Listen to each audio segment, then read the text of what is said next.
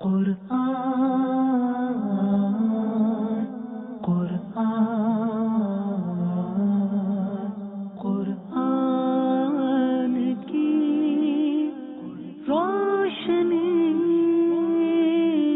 قرآن کی روشنی۔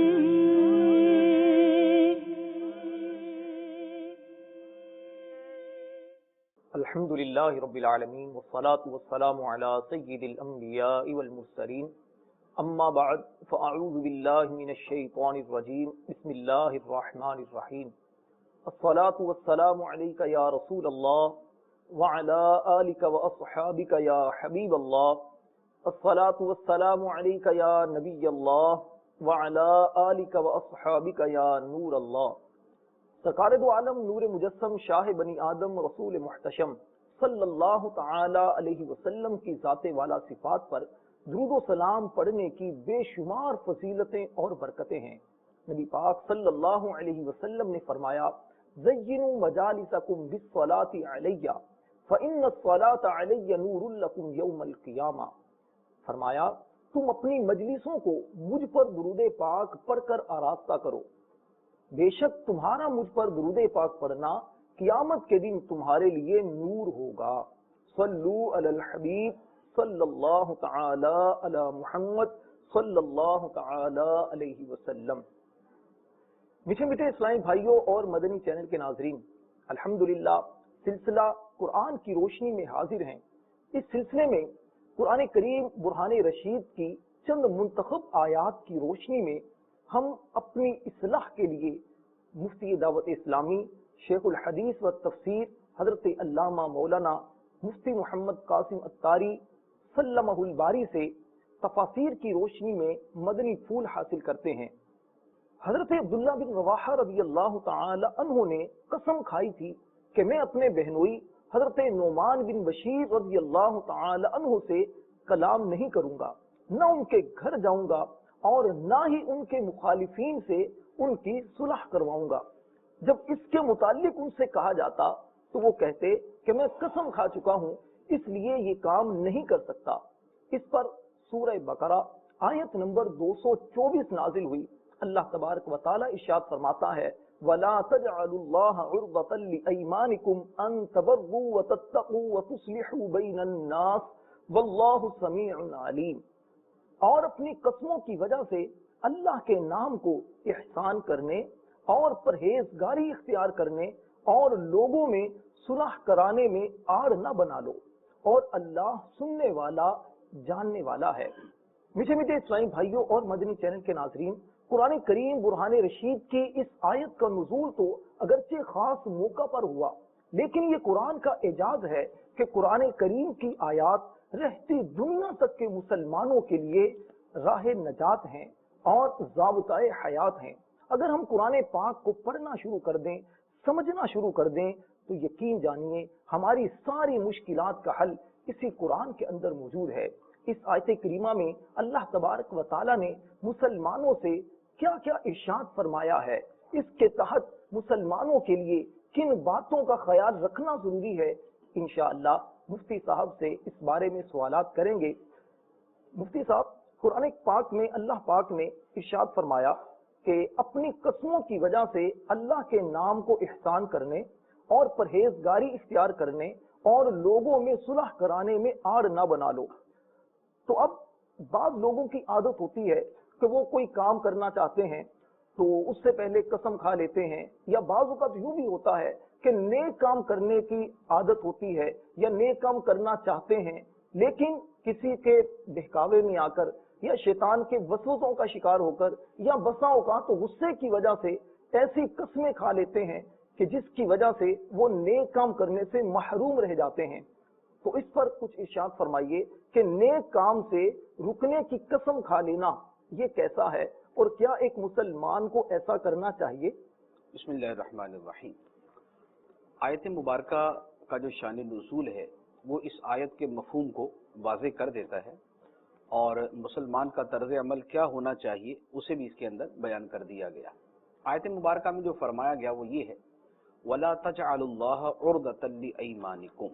اللہ کے نام کو اپنی قسموں کے لیے ایک آڑ نہ بنا لو، اپنی قسموں کی وجہ سے اللہ کے نام کو اس بات کی رکاوٹ نہ بنا لو کہ تم نیکی نہیں کرو گے، تقوی کا کام نہیں کرو گے، یا لوگوں کے درمیان صلح نہیں کرواؤ گے۔ شان نزول جو ہے اسی سے واضح ہے کہ ایک صحابی نے قسم کھا لی کہ میں فلاں سے بات نہیں کروں گا، اس کے گھر نہیں جاؤں گا اور اس کے مخالفین سے صلح نہیں کرواؤں گا۔ اب تینوں کام کرنے کے اعتبار سے تو اچھے ہیں جی گفتگو بات کرنی ہے تو اس کا تعلق ایک مسلمان سے تعلق سے ہے، اور بات نہ کرنا یہ قطع تعلقی ہے، ٹھیک، اور مسلمان سے قطع تعلقی کرنا یہ ناجائز ہے۔ 3 دن تک اگر آپس میں گفتگو بند رہے تو شریعت نے رخصت دی ہے۔ 3 دن سے زیادہ کسی سے قطع تعلق کرنا یعنی اس سے تعلق توڑ دینا یہ شریعت میں ناجائز ہے۔ اچھا، دوسری اس کے اندر انہوں نے بات کہی کہ میں ان کے گھر نہیں جاؤں گا۔ اب ان کے گھر نہ جانے کے اندر بھی 2 پہلو، ایک تو یہ متفرع ہے اسی قطع تعلقی پر، دوسری چیز اس کے اندر یہ ہے کہ ان کے گھر نہ جانا کیا تھا کہ وہ ان کی ہمشیرہ کا گھر تھا۔ اب اگر یہ نہیں جا رہے تو ہو سکتا کہ قطع تعلقی کے ساتھ اس میں قطع رحمی کی صورت بھی پائی جائے۔ صحیح۔ تیسری بات انہوں نے کہی کہ میں ان کے مخالفین سے صلح نہیں کرواؤں گا۔ یہ تیسرا کام بھی بذات خود نیک بھی ہے اور حکم شریعت بھی ہے۔ صحیح۔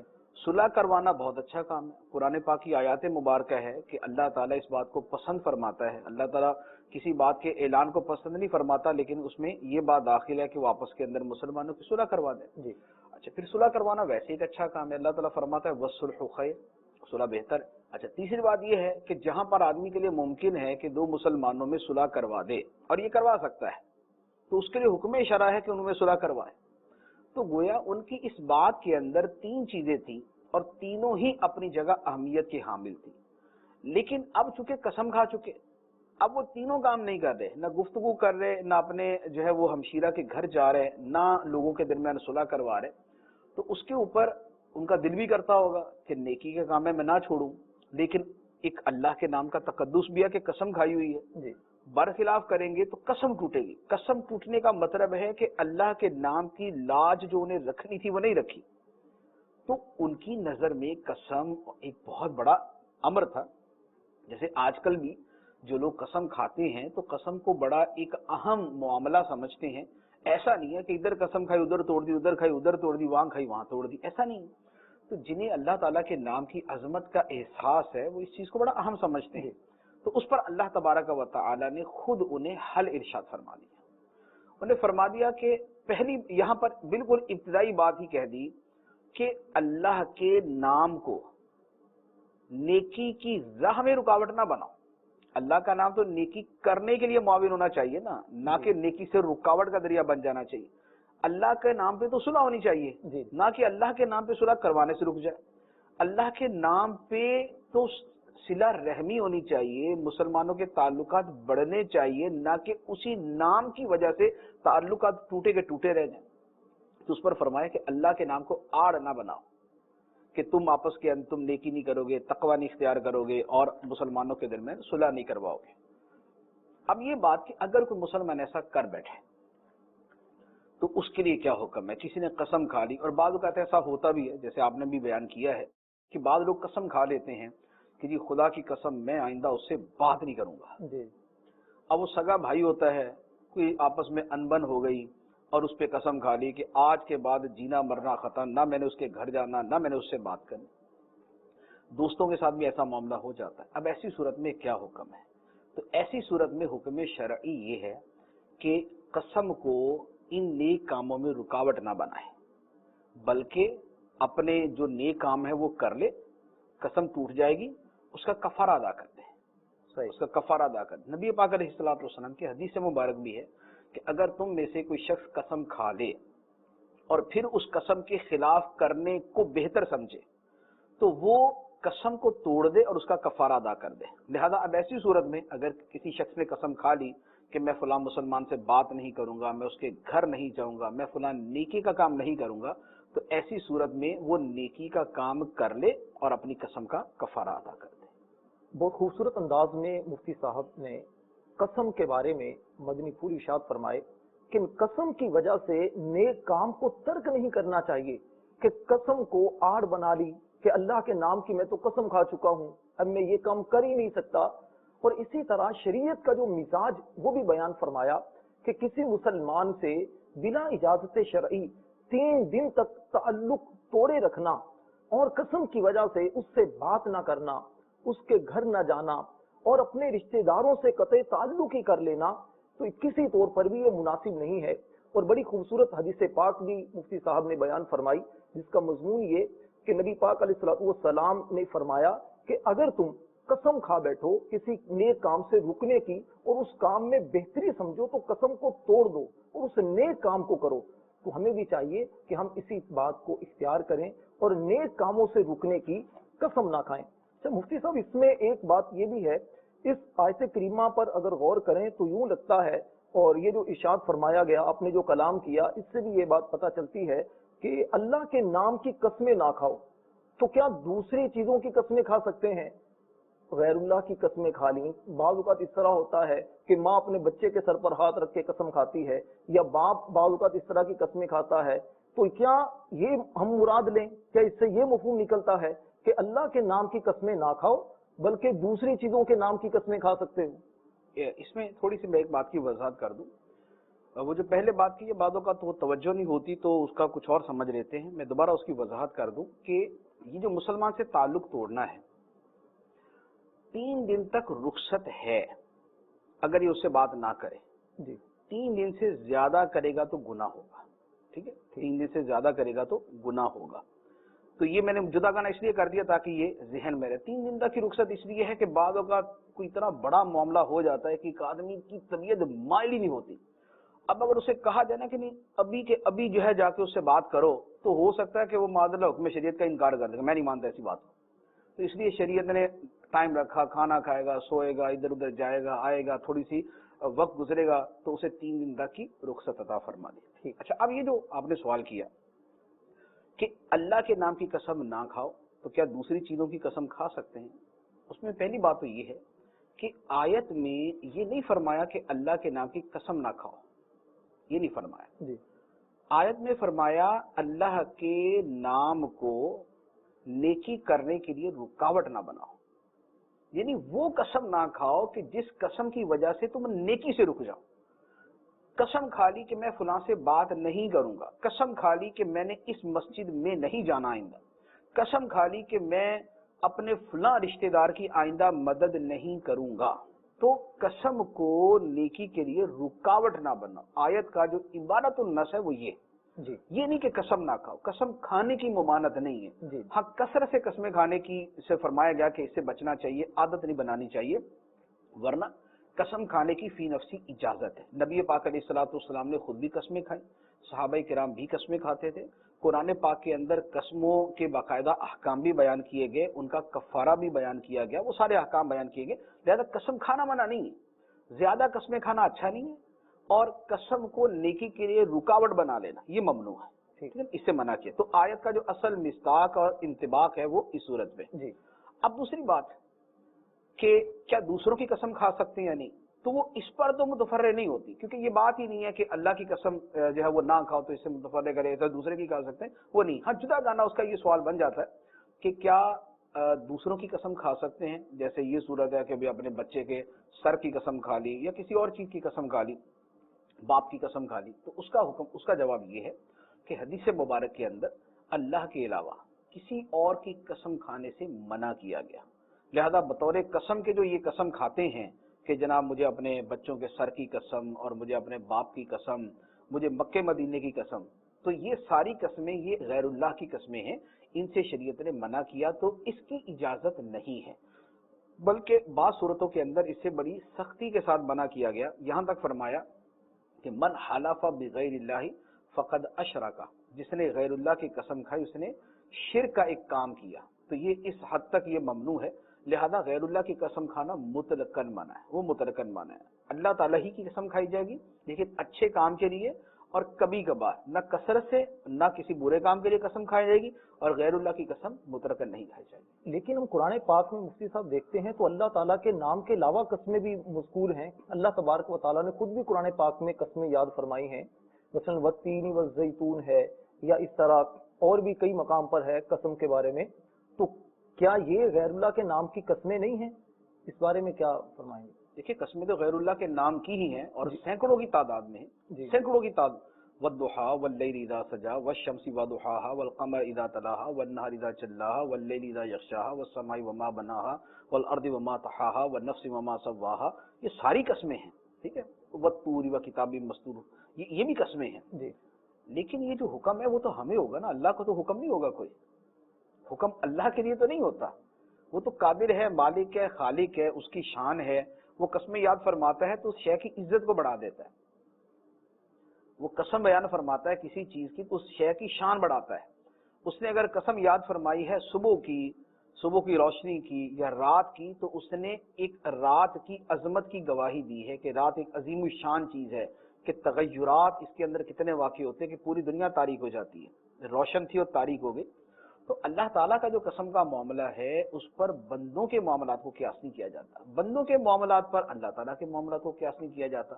قرآن پاک کی آئے نا، لا یسأل عما یفعل وہم یسألون، اللہ سے نہیں پوچھا جائے گا وہ کیا کرتا ہے، بندوں سے پوچھا جائے گا۔ تو سوال بندوں سے ہونا ہے، اللہ تعالیٰ سے نہیں ہونا، لہذا اللہ تعالیٰ کے لیے تو کوئی حکم نہیں ہے، وہ تو مالک ہے، وہ تو حاکم ہے، وہ احکم الحاکمین ہے، تو اس کے اعتبار سے کلام نہیں ہوتا۔ یعنی بندوں کے قسم کھانے میں اور اللہ کے قسم یاد فرمانے میں فرق ہے، دونوں کا الگ الگ ایک مفہوم بنے گا۔ دونوں لازمی بات ہے، الگ الگ ہے نا، ہمیں حکم ہے کہ عبادت کرو، تو اللہ کو تو نہیں نا ایسی کوئی بات، جی جی۔ اللہ تعالیٰ تو اس سے پاک ہے۔ اچھا، ایک اور آیت کریمہ ہے اس سے آگے، آیت نمبر ہے 225۔ اللہ تبارک و تعالیٰ ارشاد فرماتا ہے، لا یؤاخذکم اللہ باللغو فی ایمانکم ولکن یؤاخذکم بما کسبت قلوبکم واللہ غفور حلیم۔ اور اللہ ان قسموں میں تمہاری گرفت نہیں فرمائے گا جو بے ارادہ زبان سے نکل جائے، ہاں اس پر گرفت فرماتا ہے جن کا تمہارے دلوں نے قصد کیا ہو، اور اللہ بخشنے والا بڑا حلم والا ہے۔ اس آیت کریمہ میں مفتی صاحب ارشاد فرمایا گیا کہ اللہ تبارک و تعالیٰ تمہاری لغو قسموں پر گرفت نہیں فرمائے گا۔ لغو ہمارے ہاں فضول چیز کو کہتے ہیں کہ فضول ہے یا بیہودہ چیز قسم کی چیز کے لیے بھی لفظ کا کلام استعمال ہوتا ہے۔ تو ایک طرف تو یہ فرمایا گیا کہ اللہ تبارک و تعالیٰ تمہاری لغو قسموں پر گرفت نہیں فرمائے گا، تمہارا مؤاخذہ نہیں فرمائے گا، اور دوسری طرف اگر قرآن پاک کی دیگر آیات تشریحات دیکھتے ہیں تو وہاں پر تو یہ ارشاد فرمایا گیا کہ ما یلفظ من قول الا لدیہ رقیب عتید، اور احادیث کریمہ میں بھی اس طرح کے فرامین موجود ہیں کہ بندہ جو منہ سے بات نکالتا ہے تو فرشتے اس کی باتوں کو لکھ لیتے ہیں، اسے قیامت کے دن حساب دینا پڑے گا، اور جو بھی انسان منہ سے کچھ بھی کلام کرتا ہے تو اس سے ایک ایک لفظ کا حساب دینا پڑے گا۔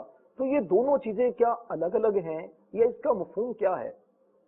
دیکھیں آیت کا ویسے تو موضوع یہ نہیں ہے، ابھی تو لفظ کے اوپر کلام ہے، آیت کا جو موضوع اس کے اوپر آپ دوبارہ پوچھ لیجیے گا۔ لغو کی جو تعبیر ہے کہ اس کا یہ ترجمہ نہیں ہے اللہ تعالیٰ بیہودہ پر تمہاری گرفت نہیں فرمائے گا، آیت عربی میں ہے، اردو میں نہیں ہے، تو لہٰذا یہ جو بیہودہ کا لفظ ہے یہ اردو کے اندر، جی، عربی کے اندر لفظ ہے لغو۔ عربی زبان میں اور ہماری زبان میں بھی ایسا ہوتا ہے، ایک لفظ کے بہت سے معانی ہوتے ہیں اور اس کے موقع محل کی مناسبت سے اس کا معنی لیا جاتا ہے۔ صحیح۔ قرآن پاک تو اللہ کا کلام، اس کے ایک ایک لفظ کے بہت سارے معنی ہوتے ہیں، بہت سارے پہلو ہوتے ہیں، کہاں پر کیا معنی لینا ہے، چونکہ قرآن کا معاملہ ہے لہذا اس کے لیے پھر حدیث کو دیکھا جاتا ہے، صحابہ کرام کے اقوال کو دیکھا جاتا ہے، مفسرین کی تشریحات کو دیکھا جاتا ہے۔ یہاں پر جو لغو ہے وہ بیہودہ کے معنی میں نہیں، بیہودہ کے معنی، بیہودگی جو ہے وہ تو ہمارے ہاں ایک بہت ہی بری قسم کی بات کو کہا جاتا ہے، تو یہاں وہ بات نہیں ہے۔ یہاں لغو کا جو ترجمہ علماء نے کیا ہے، جیسے اسی آیت مبارکہ کا جو اعلیٰ حضرت علی الرحمہ نے ترجمہ فرمایا ہے، یہ فرمایا کہ اللہ تعالیٰ تمہاری ان قسموں پر مواخذہ نہیں فرمائے گا، گرفت نہیں فرمائے گا جو بے ارادہ زبان سے نکل جائیں۔ اب آپ دیکھیں یہاں پر لغو کا ترجمہ ہی یہ ہے کہ بے ارادہ زبان سے نکل جائیں، تو یہاں وہ مفہوم ہی نہیں ہے کہ جس میں بیہودگی کا اور فضول کا اور دوسرے مفاہیم پائے جائیں، تو لہذا یہاں پر یمین لغو یعنی لغو قسم کا بیان ہے، لغو افعال اور اس طرح کی چیزوں کا بیان نہیں ہے۔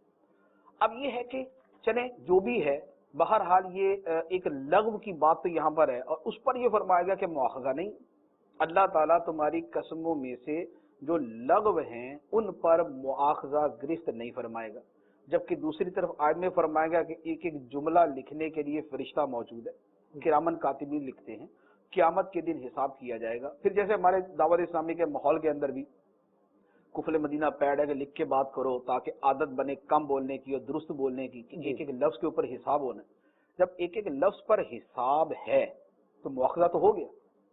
تو یہاں پر فرمایا گیا کہ لغو پر مواخذہ نہیں فرمائے گا، وہاں آیتوں اور حدیثوں میں ہے کہ مواخذہ ہوگا، تو دونوں میں تطبیق کیا ہے؟ تو اس کا جواب یہ ہے کہ یہاں پر یہ نہیں فرمایا کہ اللہ تعالیٰ کسی بھی لغو پر مواخذہ نہیں فرمائے گا، یہاں فرمایا کیا جو لغو قسم ہے اس پر مواخذہ نہیں فرمائے گا، ٹھیک، لہذا ہر لغو تو ویسے اس کے اندر نہیں آیا، ایک بات۔ دوسری بات یہ ہے کہ یہاں جو مواخذہ ہے اس کی صورت کیا ہے؟ اس کی صورت کچھ اور ہے۔ مواخذہ ایک دنیا کا ہے، ایک آخرت کا ہے۔ یہاں پر قسموں کے اندر جب یہ بات کہی جائے کہ مواخذہ ہوگا، اس کا مطلب یہ ہے کہ اس کے اوپر کفارہ ہے یا نہیں۔ تو یہاں پر مواخذہ ہے بصورت کفارہ، جبکہ وہ جو دوسرے مواخذے کی ہم بات کرتے ہیں وہ ہے قیامت کے دن اللہ تعالیٰ کا بندے سے پوچھنا کہ یہ کیوں کہا، کیوں کیا، تو وہ والا مواخذہ اور ہے، یہاں پر مواخذہ اور ہے۔ اسے آسان الفاظ میں یوں کہہ سکتے ہیں کہ آیت میں جس مواخذے کی نفی ہے وہ مواخذہ ہی اور ہے، وہ یہ ہے کہ تمہاری لغو قسموں پر کفارہ نہیں ہے، اور جو دیگر دلائل کے اندر ہے کہ ہر بات پہ مواخذہ ہوگا، اس مواخذے سے مراد ہے قیامت کے دن کا حساب کتاب۔ تو یہاں آیت میں قیامت کے حساب کتاب کی بات نہیں ہے، دیگر جگہوں پر قیامت کے حساب کتاب کی بات ہے، اور یہاں پر دنیا میں اس پہ کفارہ ہے یا نہیں ہے اس کی بات کی جا رہی ہے۔ بڑی خوبصورت بات آپ نے ارشاد فرمائی، اور یہ مواخذے کے حوالے سے بالکل ایک کنسیپٹ کلیئر ہو گیا کہ مواخذے سے مراد یہ کہ یہاں پر کہ لفظ قسم پر مواخذہ نہیں، یعنی کہ دنیا کے اندر اس پر کفارہ نہیں ہے جو قسم پر کفارہ ہوتا ہے۔ آخرت کا جو مواخذہ ہوگا یہ ایک الگ صورت ہے، اس سے مراد یہ ہے کہ دنیا کے اندر لفظ قسم پر مواخذہ نہیں ہے۔ تو مفتی صاحب اس سے یہ ارشاد فرمائیے کہ آیت میں معلوم یہ ہوتا ہے، جس طرح آپ نے کلام کیا کہ لفظ قسم پر مواخذہ نہیں ہے، تو کیا ایسا ہے کہ قسم بندہ جو بھی کھاتا ہے اس پر مواخذہ ہے ہی نہیں، نہ دنیا میں نہ آخرت میں؟ اس طرح تو بالکل بندہ وہ ہو جائے گا کہ قسمیں کھاتا رہے، اسے ڈر ہی نہ ہو، نہ دنیا میں ڈر ہو نہ آخرت میں ڈر ہو۔ تو کوئی ایسا بھی ہے کہ قسم کھائے اور اس پر دنیا میں بھی کوئی مواخذہ ہو اور آخرت میں بھی مواخذہ ہو؟ دیکھیے آیت میں دو باتیں، آیت میں ایک بات نہیں، آیت میں صرف یہ نہیں فرمایا کہ تمہاری لغو قسموں پر اللہ مواخذہ نہیں فرمائے گا، جی، آیت میں یہ بھی فرمایا ہے کہ دوسری وہ قسمیں ہیں جن پر مواخذہ فرمائے گا۔ یعنی آیت میں لا یؤاخذکم اللہ باللغو فی ایمانکم ولکن یؤاخذکم بما کسبت قلوبکم، تو جو دوسری بات ہے وہ بھی آیت کے اندر ہی ہے کہ جو تمہارے دل کے قصد سے قسمیں ہیں ان پر مواخذہ فرمائے گا۔ تو مواخذہ نہیں فرمائے گا بھی بیان کر دیا، مواخذہ فرمائے گا بھی آیت کے اندر ہی موجود ہے۔ اب جن پر مواخذہ ہے اس کی دو صورتیں یہ ہیں کہ قسم کی بنیادی طور پہ تین صورتیں، ایک تو یہ باللغو فی ایمانکم کے اندر آگے یمین لغو قسم جسے کہا جائے، دوسری بما کسبت قلوبکم، اس کی دو صورتیں ہیں، تو ایک یہ ہوگی دو وہ ہوگی، تو مجموعی طور پہ تین صورتیں۔ جی، دوسری کون سی صورتیں ہیں؟ دوسری صورت ایک ہے یمین منعقدہ اور ایک ہے یمین غموس۔ یمین غموس یہ ہے کہ ایک آدمی جان بوجھ کر جھوٹی قسم کھائے، کسی آدمی سے پوچھا گیا کہ تم نے یہ کام کیا، اس نے کام کیا ہوا ہے لیکن کہتا اللہ کی قسم میں نے یہ کام نہیں کیا، تو یہ جان بوجھ کے اس نے جھوٹی قسم کھائی، یہ ہے یمین غموس، یہ کبیرہ گناہ ہے اور قیامت کے دن اس کے اوپر گرفت ہے، اس کے اوپر مواخذہ ہے۔ دوسری قسم ہے یمین منعقدہ۔ یمین منعقدہ کیا ہوتی ہے کہ ایک آدمی مستقبل میں کوئی کام کرنے یا نہ کرنے کی قسم کھائے، اور اب اس قسم جو اس نے قسم کھائی ہے یہ اس کی منعقد ہو گئی۔ منعقد ہو گئی کا مطلب یہ ہوا کہ اب اگر اس کے برخلاف کرے گا تو اسے کفارہ دینا پڑے گا، یہ یمین منعقدہ ہو گئی۔ تیسری قسم کی صورت یہ ہے کہ یمین لغو۔ یمین لغو وہ ہے جو آیت کے شروع کے اندر بیان کی گئی کہ ایک آدمی نے اپنے ذہن میں یہ سمجھا کہ یہ معاملہ ایسے ہی ہوا۔ مثال کے طور پہ اس نے یہ سمجھا کہ فلاں آدمی عمرہ کرنے گیا تھا اس کی معلومات یہی تھی، کسی نے اسے یہی بتایا تھا. اب دوسرے آدمی نے اس سے پوچھا کہ کیا فلاں آدمی عمرے پر گیا تھا؟ اس نے کہا بالکل گیا تھا. اس نے کہا تو قسم کھا سکتے؟ اس نے کہا میں اللہ کی قسم کھا کے کہتا ہوں فلاں بندہ عمرے پہ گیا تھا. اس بندے کی معلومات کے مطابق وہ بندہ عمرے پر گیا تھا یا اس نے وہ کام کیا تھا، اس نے قسم کھا لی، حالانکہ اس کی معلومات غلط تھی. اس کی معلومات غلط تھی. تو اب اس کی معلومات غلط تھی، اس لیے اس نے اپنے آپ کو صحیح سمجھتے ہوئے اور یقین کے طور پہ قسم کھا لی، تو اس کے اوپر کفارہ نہیں ہوگا، اس کے اوپر مواخذہ نہیں ہوگا. تو یمین لغو پر نہ دنیا میں مواخذہ نہ آخرت کے اندر ایسا مواخذہ کہ جو اس کو گناہ میں ڈال دے، یا گناہ کی صورت میں اس پر مواخذہ ہو، ایسا مواخذہ قیامت کے دن نہیں ہوگا. ہاں یہ ہے کہ ایک آدمی اگر اس کے اندر بے احتیاطیاں کرتا ہے تو اس سے پھر یہ ضرور پوچھا جائے گا کہ تو نے یہ بے احتیاطیاں کیوں کی. تو یہ ہے یمین لغو. یمین منعقدہ کہ قسم کھائی کہ میں کام کروں گا، خدا کی قسم میں یہ کام کروں گا پھر نہیں کیا، یا قسم کھائی میں نہیں کروں گا پھر کر لیا، تو ایسی صورت میں قسم ٹوٹنے پر اس کا کفارہ دینا ہو. اور تیسری یمین غموس کی صورت بیان کی کہ جان بوجھ کے جھوٹی قسم کھائی. جان بوجھ کے جھوٹی قسم کھائی تو اس پر کبیرہ گناہ ہوگا. ہاں کفارے وغیرہ کی صورت اس کے اوپر نہیں ہوتی. میٹھے میٹھے اسلامی بھائی اور مدنی چینل کے ناظرین، اس سے ہمیں بھی ایک درس ملتا ہے کہ ہم بھی قسم کھانے میں احتیاط کریں اور یہ اس کے احکام سیکھیں کہ قسم کھانا کہاں پر گناہ ہو جاتا ہے اور کہاں پر قسم کھانا کفارے کو لازم کر دیتا ہے. تو لہٰذا جو بھی کام کرنے کا ارادہ ہو تو کام کرتے ہوئے یہ سوچ لینا چاہیے کہ میرا یہ کام اچھا ہے اور کام میں جو کرنے لگا ہوں کیا واقعی پورا کر سکوں گا. تو ان معاملات کو سوچ سمجھ کر کام کی نیت کرنی چاہیے، ارادہ کرنا چاہیے اور قسم کھانے سے گریز کرنا چاہیے. مفتی صاحب، بعض لوگوں کی عادت ہوتی ہے کہ وہ بات بات پر قسم کھاتے ہیں، بہت قسمیں کھاتے ہیں. اگر سامان خریدنے جائیں تو وہاں پر قسم کھا لیں گے، اللہ کی قسم میں نے اتنے کی چیز خریدی ہے. یا کوئی کام اس نے نہ کیا ہو، پوچھا جائے کام آپ نے نہیں کیا، اللہ کی قسم میں نے تو کام کیا تھا. یا اس طرح کے اور بے شمار معاملات ہوتے ہیں. اگر یہاں پر کچھ اس طرح کے مدنی پھول بھی مل جائیں کہ زیادہ قسمیں کھانے کے نقصان کیا ہوتے ہیں، زیادہ قسمیں کھانے سے انسان کی اپنی شخصیت پر کیا اثر پڑتا ہے، اور زیادہ قسمیں کھانے سے اس کے نامہ اعمال میں گناہوں کا اندراج کس قدر زیادہ ہو جاتا ہے، لوگوں کی نظروں میں اس کی اہمیت کس قدر گر جاتی ہے، اس معاملے میں اگر کچھ ارشاد فرمائے. دیکھیے قسموں کے اندر جو زیادہ قسمیں کھانا ہے، اس کا تو جیسے میں نے پہلے بھی عرض کیا کہ شریعت اسے پسند نہیں کرتی کہ آدمی زیادہ قسمیں کھائے. اب زیادہ قسمیں کھانے کی صورت میں دو نقصان ہو سکتے ہیں. ایک تو عام طور پہ ہوتا ہی ہے، دوسرے کے بھی چانسز زیادہ ہے. وہ کیا ہے؟ جب ایک آدمی بہت زیادہ قسمیں کھاتا ہے تو اب ان قسموں کے اندر وہ قسم بھی کھا لے گا جس پر گناہ ہوتا ہے. کہ جب عادت ہے کہ قسم، ہر بات پہ قسم، ہر دوسری بات پہ قسم، تو پھر آدمی جھوٹ پر بھی قسم کھا لیتا ہے. کیونکہ اب اگر وہاں وہ رکے گا تو لوگ یہ سمجھیں گے کہ یار اس بات میں سچا نہیں ہے، تبھی اس نے یہ قسم کھائی ہے. تو اب وہ اپنی بات کو درست ثابت کرنے کے لیے سچی بات پہ بھی قسم کھائے گا، جھوٹی پر بھی قسم کھائے گا، ورنہ خود اس کا عمل بتا دے گا کہ یہاں یہ سچا ہے، یہاں یہ جھوٹا ہے. تو ایک تو قسم جب زیادہ کھائے گا تو سچی بات کے ساتھ ساتھ جھوٹی بات پر بھی اپنی عادت کی وجہ سے قسم کھا لے گا. ایک تو یہ بات. دوسرا یہ ہے کہ جو آدمی زیادہ قسمیں کھاتا ہے عام طور پہ لوگوں میں اس کا اعتبار ہی اٹھ جاتا ہے. بلکہ یہ ایک لوگوں میں معروف جملہ ہے کہ بھئی جو زیادہ قسمیں کھاتا ہے وہ جھوٹا ہوتا ہے. یہ ایک لوگوں میں جملہ بولا جاتا ہے، اور یہ جملہ غلط نہیں ہے. یہ جملہ غلط نہیں ہے کیونکہ مشاہدہ یہی ہے کہ جو آدمی بات بات پہ قسم کھاتا ہے اس کے دو مطلب ہوں گے. ایک تو یہ ہے کہ اس کو خود اپنے اوپر اعتماد نہیں، یعنی اسے یہ اپنے اوپر اعتماد ہی نہیں ہے کہ میری بغیر قسم کی بات کا لوگ اعتبار کریں گے. صحیح. تو لہذا اب اپنی بات کو ثابت کرنے کے لیے اسے قسم کھانی پڑتی. اس کا مطلب یہ ہوا اس بندے کو خود اپنے اوپر بھی اعتبار نہیں ہے کہ میری بات معتبر ہوگی یا نہیں ہوگی. جی. دوسرے نمبر پہ دوسرے لوگ بھی اس کی بات کو اسی نظر سے دیکھیں گے کہ یار یہ اتنی قسمیں کھاتا ہے نا، تو اتنی قسمیں کھانے والے کو قسم کی عظمت کی کوئی پرواہ نہیں ہوتی. تو گویا آدمی خود اپنی عزت اور اپنا اعتبار جو ہے وہ کھو دیتا ہے. تو لہذا دو نقصان اس کے اندر ہو سکتے ہیں. ایک تو قسمیں زیادہ کھانے سے جو ناجائز اور گناہ کی قسم ہے، یعنی جھوٹی قسم ہے، آدمی وہ بھی کھا بیٹھے. دوسرا یہ ہے کہ قسمیں کھانے والا عمومی طور پر اپنا اعتبار کھو دیتا ہے. اسی لیے آپ دیکھیں بعض لوگ ایسے ہوتے ہیں جو قسم کھاتے ہی نہیں. وہ کہتے ہیں بھائی میں سچا ہوں، میری بات سچی ہے، آپ کو اعتبار ہے تو آپ کر لیں ورنہ میں قسم نہیں کھاتا. ٹھیک. ایسے لوگ سمجھے جاتے ہیں کہ یار یہ سچا ہے. یعنی ان لوگوں کے بارے میں کانسیپٹ ہوتا ہے کہ یہ بندہ قسم نہیں کھاتا کیونکہ اس کی بات ہمیشہ سچی ہوتی ہے، اس کو اپنی بات کے لیے قسم کی حاجت نہیں. بعض اوقات پڑ تو جاتی ہے لیکن ایسا آدمی بہرحال اس کی بنسبت زیادہ معتبر اور قابل اعتماد شمار کیا جاتا ہے جو زیادہ قسمیں کھانے والا ہے. تو یہ نہ قسم کھانے والا یا بہت کم کھانے والا یہ معتمد اور معتبر شمار کیا جاتا ہے. لیکن بعض اوقات مفتی صاحب دیکھنے میں یہ آتا ہے کہ جیسے خریداری خاص طور پر کرنے جائیں، وہ بندہ مان نہیں رہا ہوتا، وہ کہتا ہے نہیں 10 روپے کی چیز ہے، کہتے ہیں نہیں 5 روپے کی چیز ہوگی، مان نہیں رہا ہوتا تو پھر مجبوراً قسمیں کھانا پڑتی ہیں کہ بالکل صحیح بات ہے. کیا کاروبار کا معاملہ جدا ہے. یہ تو میں نے ایک جنرلی گفتگو کی. کاروبار میں حدیث کے اندر واضح طور پہ حکم دیا گیا کہ قسم نہ کھائیں.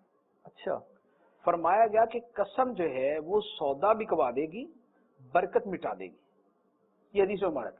تو لہذا وہ سچی قسم بھی ہو کہ بھی قسم ہے میں نے اتنے کی یہ شے خریدی ہے، تاجر قسم کھا رہا مجھے اتنے کی پڑی ہے، اتنے کی خریدی، وہ سچی ہے، لیکن اس کے باوجود برکت کو ختم کر دے گی. اور جھوٹی قسم کھائے گا تو برکت تو جائے گی ساتھ میں لعنت بھی آئے گی کہ اب گناہ کبیرہ کا ارتکاب بھی ہو گیا. تو لہذا جو تجارت کا معاملہ ہے نا اس کے اندر تو زیادہ کیئرفل ہونے کی حاجت ہے.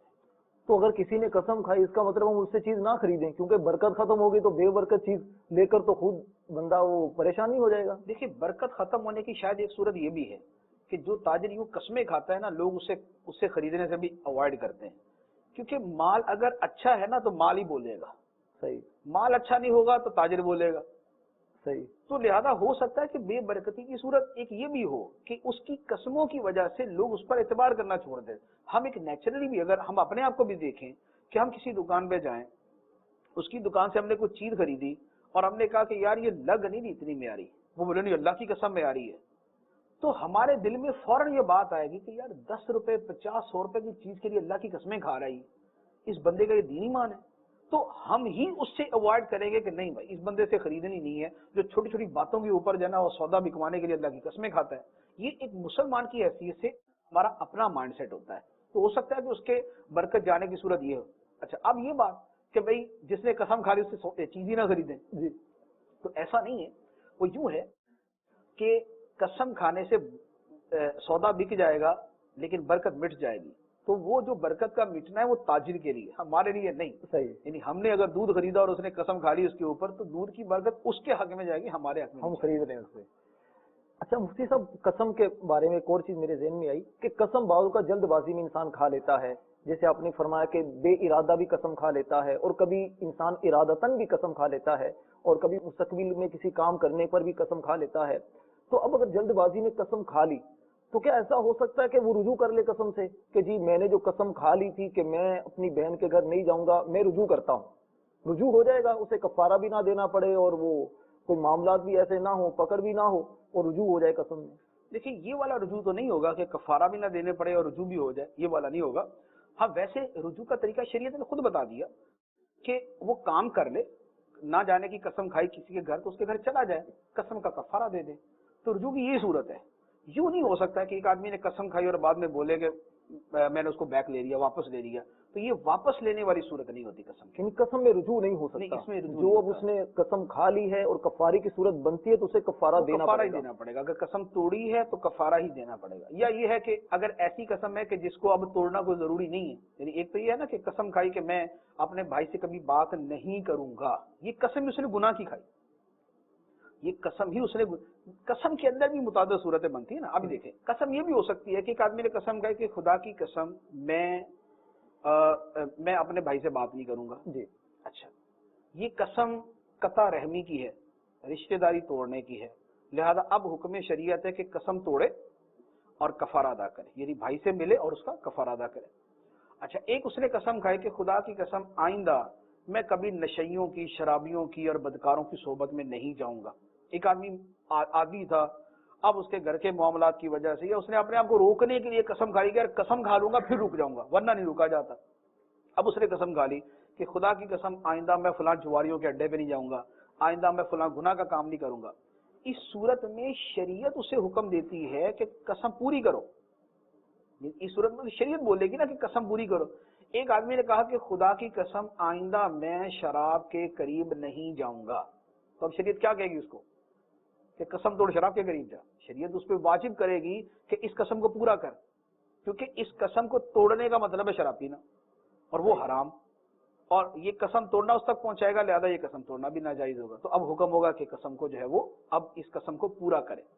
तीसरी सूरत वो कसम हो सकती है कि जिसमें करना ना करना बराबर है, शरीयत ने ना उसके करने का हुक्म दिया ना उससे रुकने का हुक्म दिया।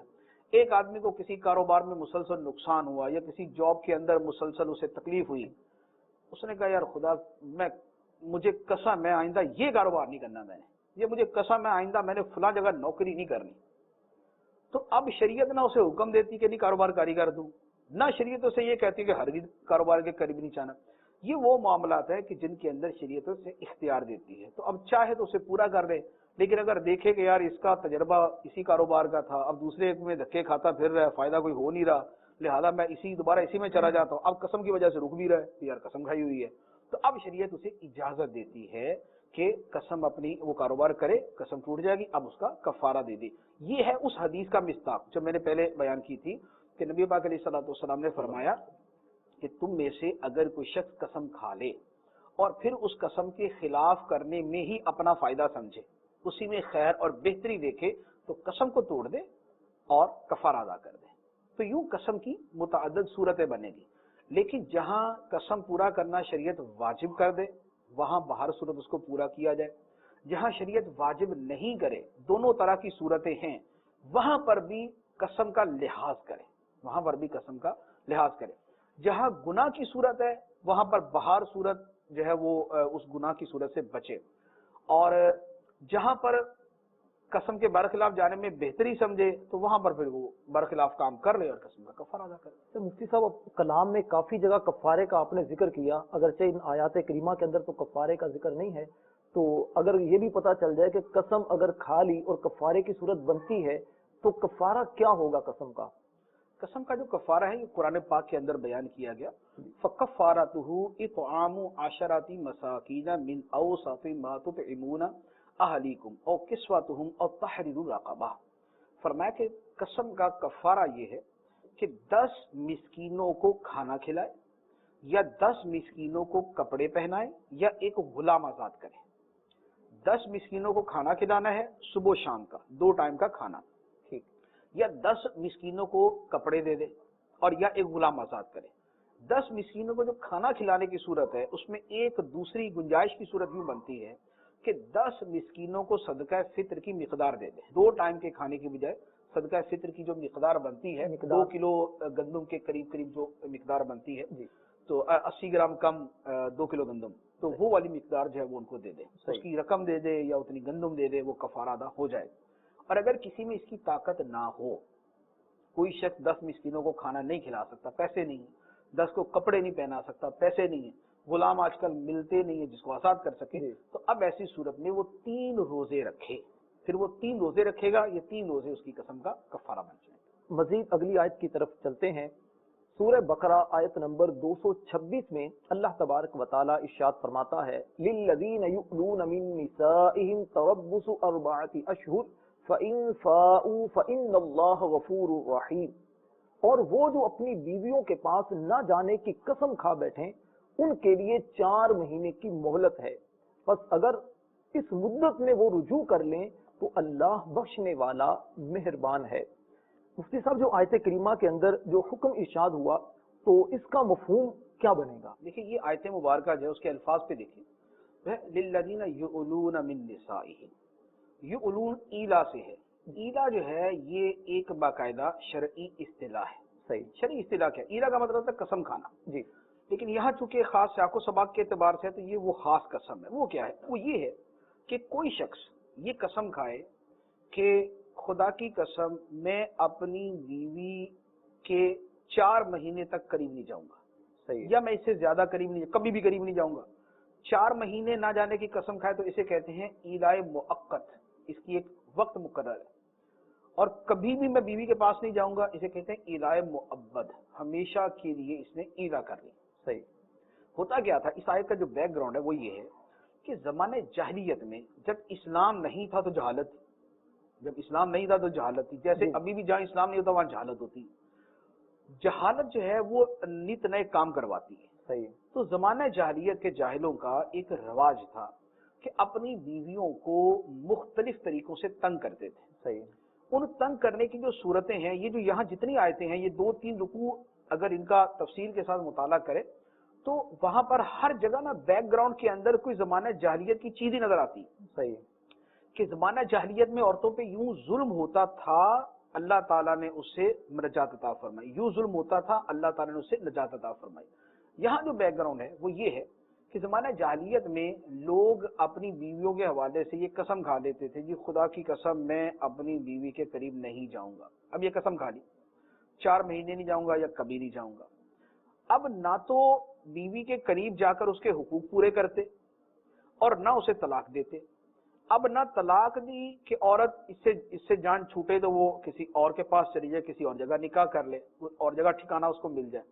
نہ وہ اس کے حقوق ادا کرتے اور عورت کو اذیت کے اندر مبتلا کرتے. تو اللہ تبارک و تعالی نے اس بری رسم کا خاتمہ اس آیت مبارکہ میں فرمایا اور عورتوں کو ان کے حقوق دینے کا یہاں پر حکم بیان کیا. تو جو آیت میں بیان کیا گیا وہ فرمایا للذین یؤلون من نسائہم تربص 4 اشہر. جو لوگ اپنی بیویوں کے پاس نہ جانے کی قسم کھا لیں ان کے لیے 4 مہینے کا انتظار ہے.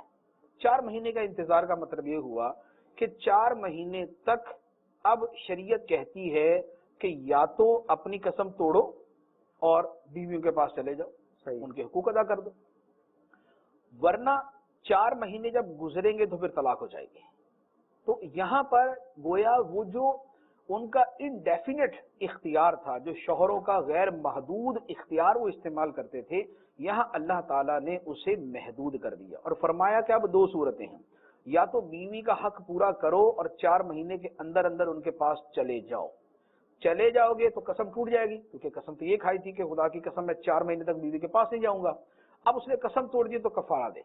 لیکن اگر وہ 4 مہینے قریب نہیں جاتا تو اس صورت میں 4 مہینے گزرنے پر بیوی پر طلاق بائنہ واقع ہو جائے گی. یعنی بیوی اب اس مرد کے نکاح سے نکل جائے گی اور اب اس کی عدت شروع ہو جائے گی. تو یہ وہ ایک ظلم تھا جو عورتوں پر کیا جاتا تھا. اس آیت مبارکہ میں اللہ تعالیٰ نے اس کا خاتمہ فرمایا اور عورتوں کے حق کی ایک تحدید کر دی کہ اس انداز کے اندر تو تم ان کے ساتھ چلو گے, اس سے ہٹ کر چلو گے تو پھر تمہارا معاملہ ختم. اس سے تو یہ بات سمجھ میں آتی ہے کہ اس نے دل میں ارادہ کیا ہے اور قسم اس نے کھائی ہے, طلاق کا تو لفظ اس نے کہا ہی نہیں, صرف سوچا اور اس نے 4 مہینے تک قریب نہیں گیا تو طلاق واقع ہو گئی. تو کیا ایسا ہے کہ صرف دل میں سوچ لینے سے یا قسم کے الفاظ استعمال کیے اور طلاق واقع ہو جائے گی؟ حالانکہ طلاق کے لیے تو ہم یہ سنتے آئے ہیں کہ زبان سے شوہر اگر کہتا ہے تو طلاق واقع ہوتی ہے. تو یہ کیا سمجھ نہیں آ رہی بات. دیکھیں یہاں پر جو ہے نا وہ طلاق کا حکم اس پر نہیں ہے کہ اس نے سوچا ہی نہیں. ایک آدمی نے کہا کہ میں اپنی بیوی کے قریب 4 مہینے تک نہیں جاؤں گا, قسم کھا لی اس نے. طلاق کا اس کے تصور میں ہی نہیں ہے, اس کو یہ مسئلہ بھی نہیں پتا اسے کہ اس طرح طلاق ہو جاتی ہے. 4 مہینے نہیں جائے گا تو طلاق ہو جائے گی, اسے مسئلہ بھی نہیں پتا, طلاق پھر بھی ہو جائے گی. تو اس سے پتا چلا کہ معاملہ یہ نہیں ہے کہ اس نے طلاق کا سوچا تو طلاق واقع ہو گئی, یہ نہیں, بلکہ شریعت نے طلاق کی ایک صورت رکھ دی کہ طلاق کی ایک صورت تو یہ ہے کہ وہ زبان سے طلاق کا لفظ بول دے یا طلاق لکھ دے تو طلاق ہو جائے, جو اس کی شرائط ہے ان کی موجودگی میں. لیکن ان سے ہٹ کر بھی طلاق کی ایک صورت ہے, اور ان سے ہٹ کر جو طلاق کی صورت ہے وہ یہ والی کہ کوئی شخص ایلا کرے اور ایلا کے بعد اس مدت کے اندر بیوی کے قریب نہ جائے تو اب شریعت اس کو فرماتی کہ اس کی طلاق ہو گئی. تو اب اس کی طلاق جو ہے وہ اس کے اس جملے کی وجہ سے جو اس نے کہا تھا کہ خدا کی قسم میں بیوی کے کبھی قریب نہیں جاؤں گا یا میں اس کے 4 مہینے یا اس سے زیادہ عرصہ قریب نہیں جاؤں گا, وہ جملہ اس کا سبب بنا. تو گویا طلاق کا یوں کہہ لیں کہ طلاق لفظ طلاق سے بھی ہوتی ہے اور اس سے ہٹ کر شریعت نے یہ صورت بھی طلاق کی رکھی, لیکن سوچنے کا معاملہ اس کے اندر نہیں ہے کہ اس نے سوچا اور اس کے اوپر طلاق ہو. اس طرح تو مفتی صاحب بہت تقریباً اطلاع عام پایا جاتا ہے, اور کئی معاملات ہم دیکھتے ہیں کہ لوگ سالوں اس طرح اپنی بیویوں سے دور رہتے ہیں, تعلق توڑ لیتے ہیں, قسمیں کھا لیتے جی میں تمہارا چہرہ نہیں دیکھوں گا, بالکل تعلق ٹوٹ جاتے ہیں. سالوں تک عورتیں اپنے شوہروں سے جدا رہتی ہیں اور تو ان کو پتہ بھی نہیں چلتا ہوگا اس طرح طلاق واقع ہو جاتی ہوگی اس طرح. تو اور دوسرا اس سے ساتھ ریلیٹڈ سوال یہ ہے کہ عوام کے اندر یہ تصور ہے کہ میاں بیوی اگر کافی عرصے تک نہ ملیں, ان کا تعلق نہ ہو, بیوی ناراض ہو کر اپنے میکے میں ہو اور شوہر اپنے ماں باپ کے پاس ہو تو اس سے عورت پر طلاق واقع ہو جاتی ہے, دوبارہ ان کو نئے سرے سے نکاح کرنا پڑے گا. تو یہ کچھ اس بارے میں ارشاد فرمائیے, کیا میاں بیوی کافی عرصے تک اگر جدا رہیں تو ان پر طلاق واقع ہو جائے گی، ان کا نکاح ختم ہو جائے گا، یا بغیر نکاح کے ہی آپس میں وہ ایک ساتھ رہ سکتے ہیں؟ دیکھیں اس کی بہت ساری صورتیں ہیں، طلاق اسی صورت میں جو یہاں بیان کی، ٹھیک ہے۔ دور رہنا خوشی سے بھی ہوتا ہے کہ شوہر کمانے کے لیے باہر چلا گیا، اب وہ 6 سال 10 سال 15 سال باہر گیا ہوا ہے، بیوی یہاں پر ہے، راضی خوشی ہے، دونوں راضی ہیں اس کے اوپر، تو کوئی طلاق نہیں۔ ناراض ہو کر بھی ہو سکتا ہے کہ جیسے ہوتا ہے کہ عورتیں لڑکے اپنے میکے میں آ کے بیٹھ گئیں، شوہر نہ اس کو بلا رہا ہے نہ اسے طلاق دے رہا ہے۔ جی زیادہ جو سوال ہوتا ہے وہ اس صورت میں ہوتا ہے، جی لیکن اس صورت میں طلاق نہیں ہوتی۔ اچھا، شوہر نے بیوی سے کہا کہ میری نظروں سے دور ہو جاؤ، دفع ہو جاؤ، میں تمہیں دیکھنا نہیں چاہتا، یہ وہ جو جملے بول دیے جاتے ہیں، یہ جملے بھی اگر بول دیے تو اب ان جملوں میں تو دیکھا جائے گا کہ یہ اس میں طلاق کی نیت تھی یا نہیں، تاکہ طلاق کنایہ کے احکام اس کے اوپر جاری ہوں، لیکن جو یہاں صورت بیان کی ہے وہ پھر یہاں پر نہیں۔ یہاں جو صورت ہے وہ ایک اسپیسیفک صورت ہے۔ وہ کیا ہے؟ وہ یہ ہے کہ شوہر نے کہا کہ میں خدا کی قسم میں 4 مہینے تک تمہارے ساتھ قربت اختیار نہیں کروں، ازدواجی تعلقات قائم نہیں کروں گا۔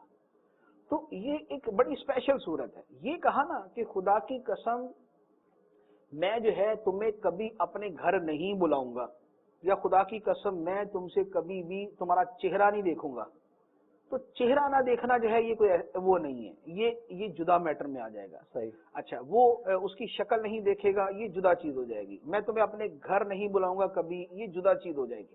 جو طلاق کی صورت ہے وہ صرف اسی صورت کے اندر ہے جب اس نے نمبر 1 قسم کھائی، ایلا کے اندر قسم دوہری دی، نمبر 2 وہ قسم جو ہے وہ اس کے قریب نہ جانے کی، ازدواجی تعلقات کے اعتبار سے، خواہ وہ لفظ سری بولے یا کنایا کے لفظ استعمال کرے، ٹھیک؟ جیسے میں قریب نہیں آؤں گا، قریب نہیں آؤں گا بھی کنایا جو ہے وہ اسی طرف جاتا ہے، یا اس کام کے سری الفاظ بھی ہو سکتے ہیں ازدواجی تعلقات کے اعتبار سے۔ تو سری یا کنایا الفاظ سے اس نے ایلا کیا ہو، نمبر 1 قسم ہو، نمبر 2 وہ قسم 4 مہینے یا اس سے زائد کی ہو، 4 مہینے سے کم کی ہوگی تو بھی ایلا نہیں ہوگا۔ صحیح۔ اچھا، اور یہ جو قسم ہے یہ خاص ازدواجی تعلقات کے حوالے سے ہو، خواہ وہ ازدواجی تعلقات سے مراد مخصوص معاملہ، خواہ وہ سری الفاظ میں بولے یا وہ کنایا الفاظ میں بولے۔ یہ میں نے چند ایک موٹی موٹی جو اس کی شرطیں وہ عرض کر دی ہیں، باقی تفصیل تو فقہ کی کتابوں کے اندر اس کی دیکھیں۔ تو یہ ایک صورت ہے جس میں طلاق ہو جائے گی اگر بعد میں وہ 4 مہینے تک اپنی بیوی کے پاس نہ گیا۔ اس کے علاوہ جتنی صورتیں ہیں ان میں ہر جملے کو جدا دیکھا جائے گا اور اس پر شریعت کا جدا حکم آئے گا۔ مثلا بیوی سے کہا کہ تم میرے گھر سے دفع ہو جاؤ، نکل جاؤ، صحیح۔ اس لفظ میں اگر طلاق کی نیت کرے تو طلاق ہو جاتی، یہ طلاق کنایہ ہے۔ اس لفظ میں طلاق کی نیت کرے تو طلاق ہو جاتی، یہ کنایہ کی صورت۔ یہ کہنا کہ میں تمہیں پوری زندگی تمہارے میکے میں بٹھا کے رکھوں گا، کبھی اپنے گھر نہیں لے کے آؤں گا، اس صورت میں طلاق تو کسی صورت میں نہیں ہوگی، یعنی یہ کنایہ میں بھی نہیں ہے، سری میں تو ویسے ہی نہیں ہے، یہ ایلا بھی نہیں ہے، صحیح۔ لیکن یوں حرام ہے۔ کیوں؟ اس لیے کہ شریعت نے فرض کیا ہے شوہر کے اوپر کہ بیوی کے حقوق ادا کرے، وَعَاشِرُوهُنَّ بِالْمَعْرُوفِ، صحیح۔ اچھے انداز کے ساتھ ان سے معاشرت اختیار کرے۔ یہ جو اس کا جملہ ہے یہ اس معاشرت کو توڑنے، کاٹنے اور ضائع کرنے اور حقوق ادا نہ کرنے کا اعلان ہے۔ تو یہ گناہ کا اعلان ہے اور یہ گناہ کا اس کا جو ہے وہ عزم ہے جو یہ وہاں پر بیان کر رہا ہے۔ تو اب اس کے اوپر گناہ کا حکم ہوگا، لیکن طلاق والے میٹر کے اندر یہ چیز داخل نہیں ہوگی۔ تو جملے جو ہے وہ ہر ایک جملے کا جدا جدا حکم ہوتا ہے، اس میں ایک صورت پر دوسری صورت کو قیاس نہیں کیا جا سکتا۔ شریعت جو بیان کرتی ہے اسی لیے آیتوں کو پڑھ کے اگر کوئی خود ہی نتیجے نکالے گا، جیسے ابھی آپ نے صورت بیان کی ہے، کوئی بعید نہیں ہے کہ یہ آیت پڑھ کے جو سوالات آپ نے قائم کیے ہیں وہ لوگ اپنے ذہن سے ہی نتائج نہ نکال کے بیٹھے ہوئے ہوں۔ یہ لوگ آیت پڑھے، اچھا ٹھیک ہے، صحیح ہے، اب اس کے بعد وہ یہی سمجھ کے بیٹھ جائیں کہ میاں بیوی اگر 4 مہینے سے زیادہ جدا ہوں گے تو طلاق ہو جائے گی، حالانکہ ایسا نہیں۔ آیت ایک اسپیسیفک صورت کو بیان کرتی ہے اور وہی صورت ہی یہاں پر ہوگی تو وقوع طلاق کا حکم ہوگا، ورنہ نہیں ہوگا۔ تو آیت مبارکہ پڑھی جائے تو اس کی تفسیر پڑھنا ضروری ہوتا ہے اور مستند تفسیر پڑھنا ضروری ہوتا ہے، اور اس کے بعد بھی سمجھ نہ آئے اور بہت مرتبہ ایسا ہوگا کہ نہیں سمجھ آئے گی تو پھر مستند عالم دین سے اس کی تشریح اور اس کی تفسیر معلوم کرنا ضروری ہوتا ہے، ورنہ بہت ساری جگہوں پر غلط فہمی کا اندیشہ ہے۔ جسی میٹھے اسلامی بھائی اور مدنی چینل کے ناظرین، آج 3 آیات کریمہ کی روشنی میں مفتی صاحب کا کلام آپ نے سنا، تفاسیر کی روشنی میں، قرآن پاک کی روشنی میں، اس سے ہمیں بہت سارے مدنی پھول چننے کو ملے۔ اگر آپ مزید اس کا مطالعہ کرنا چاہتے ہیں تو بہت ہی پیاری تفسیر صراط الجنان مفتی صاحب نے لکھی ہے، اور اس تفسیر کی خصوصیت یہ ہے کہ اس تفسیر کے اندر تفسیر خزائن العرفان، تفسیر نور العرفان اور بے شمار عربی اردو تفاسیر کا ہمیں نچوڑ ملتا ہے۔ اس تفسیر کا مطالعہ کریں، خزائن العرفان کا مطالعہ کریں، انشاءاللہ قسم کے بارے میں اور قرآن پاک ہم سے کیا ارشاد فرماتا ہے اس بارے میں بہت ہی معلومات ہمیں حاصل ہوں گی۔ آخر میں عرض کروں گا، قسم کے بارے میں اگر آپ تفصیلی معلومات حاصل کرنا چاہیں، امیر اہل سنت، امیر دعوت اسلامی حضرت علامہ مولانا ابو بلال محمد الیاس دستار قادری دامت برکاتہم العالیہ کا قسم کے موضوع پر بہت ہی پیارا رسالہ ہے، قسم کے بارے میں مدنی پھول، جو قسم کے بارے میں آپ نے ملفوظات ارشاد فرمائے ہیں، قسم کے احکام ارشاد فرمائے ہیں، اس کا مطالعہ کریں۔ مزید تفصیل اگر جاننا چاہیں تو بہار شریعت میں 9ویں حصے کے اندر جو قسم کے بارے میں صدر الشریعہ نے کلام کیا ہے اس کا مطالعہ کریں۔ اللہ تبارک و تعالیٰ سے دعا ہے اللہ تعالیٰ ہمیں عمل کی توفیق عطا فرمائے، آمین بجاہ النبی الامین صلی اللہ تعالی علیہ وسلم۔